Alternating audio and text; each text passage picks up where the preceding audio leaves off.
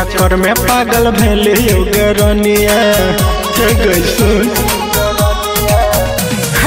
तोरे चक्कर में पागल भेले गरनिया तोरे चक्कर में पागल भेले गरनिया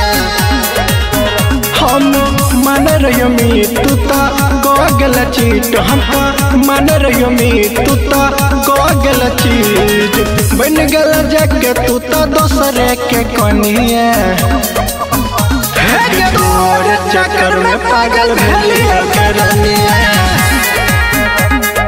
तोरे चक्कर में पागल भेले गरनिया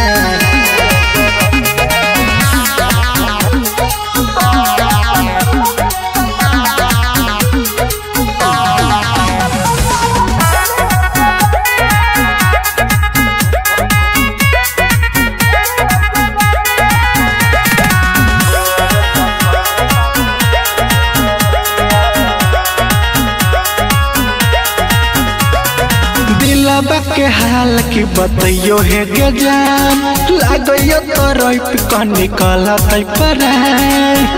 हे गसु हे गज दिलबा के हाल की बतइयो है गजान लागइयो तो रोप का निकला तई पर 10 गल जान तू तो बन के नगिनिया तोरे चक्कर में पागल भेले गरनिया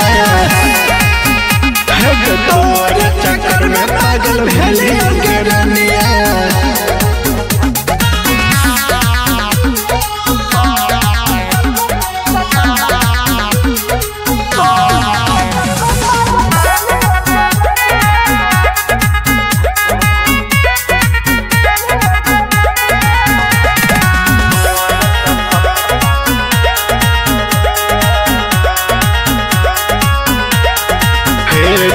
विक्रम बावल के झूठे कोइले बदनाम जाए के जब रहो दोसरे के हाथे थाम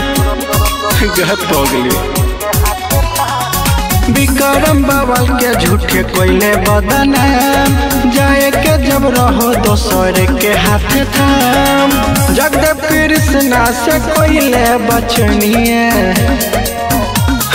तोरे चक्कर में पागल भेले गरनिया